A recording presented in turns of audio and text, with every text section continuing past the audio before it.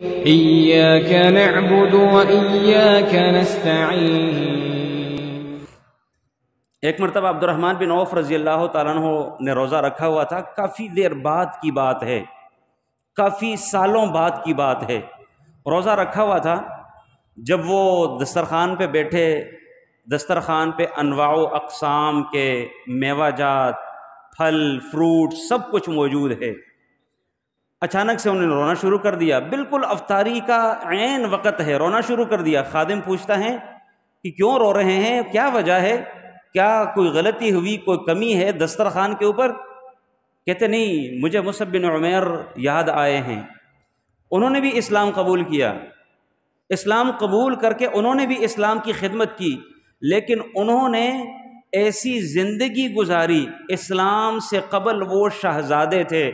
جب اسلام میں آئے اور احد والے دن جب ہم ان کو کفنانے لگے، ان کے پاس ایک چادر تھی، اور وہ چادر بھی اتنی چھوٹی تھی کہ اگر ہم ان کے سر کو ڈھانپتے تو پاؤں ننگے ہو جاتے، اور اگر پاؤں کو ڈھانپتے تو سر ننگا ہوتا۔ وہ ایک چادر بھی ان کے جسم کو پوری نہیں آ رہی تھی۔ جب اللہ کے نبی علیہ السلام کے سامنے یہ بات پیش کی گئی تو اللہ کے نبی نے فرمایا کہ چادر کے ساتھ ان کے سر کو ڈھانپ دیجئے، البتہ ان کے پاؤں کے اوپر گھاس جس کو اذخر کہا جاتا ہے وہ ڈال دینا۔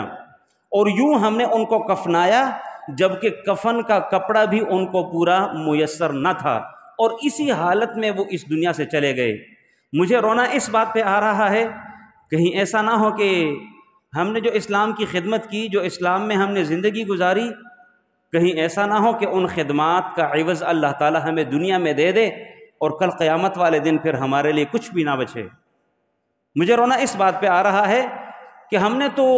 اپنی خدمات کا معاوضہ دنیا کے اندر دیکھ لیا ہے، آج ہمارے پاس کسی چیز کی کمی نہیں ہے، جبکہ انہوں نے زندگی گزاری تو اس طریقے سے گزاری ہے، اور اس بات پہ مجھے رونا آ رہا ہے۔ ان کی فکر آخرت کی فکر ہوا کرتی تھی، وہ لوگ ڈرتے ہوتے تھے اپنی فکر کے حوالے، اپنی آخرت کے حوالے سے وہ لوگ فکر مند رہتے تھے۔ آج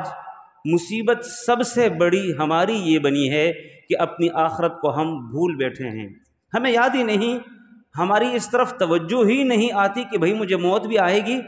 آج میں نے کسی کا جنازے میں شرکت کی ہے، کسی کا جنازہ پڑھا ہے، کل میرا جنازہ کوئی اٹھا کے لے جائے گا، میں کیا کروں گا، میرے پلے کیا ہے، میں نے کون سی ایسی زندگی گزاری کہ میں اپنے رب کے حضور پیش کر سکوں کہ یا اللہ میں تیرا بندہ تھا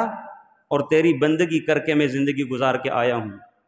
تو مصعب بن عمیر رضی اللہ تعالیٰ عنہ کو یوں کفنایا گیا تھا، اور اس ترتیب سے پیارے پیغمبر علیہ السلام نے ان کو دفنایا تھا۔